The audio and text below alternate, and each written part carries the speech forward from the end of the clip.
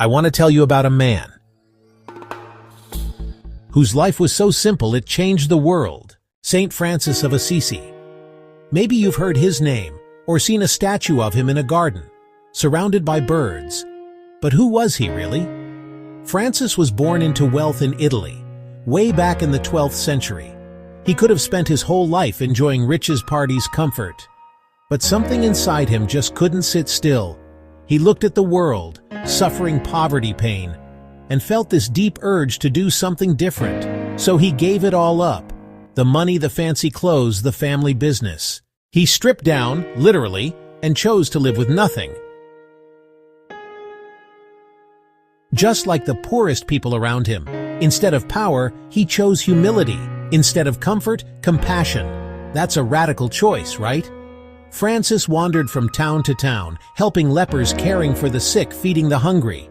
He called every creature his brother or sister, the birds, the wolves. People thought he was a little bit crazy, but they couldn't deny the joy he carried. Here's the wild part. Francis didn't want to start some new movement or become famous. He just wanted to love in the simplest way possible. But his way of life inspired thousands.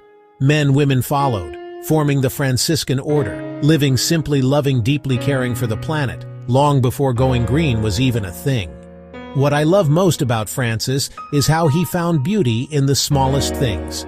A tiny flower, a patch of sunlight, a bird's song. He believed that all of creation was connected, and that our job was to care for each other and the earth. Today, centuries later, Francis's legacy is everywhere. He's the patron saint of animals' ecology. His words still echo, reminding us that maybe, just maybe, the secret to happiness isn't having more, but needing less. So next time life feels complicated, remember Saint Francis, the man who changed the world by living simply. Maybe we can too.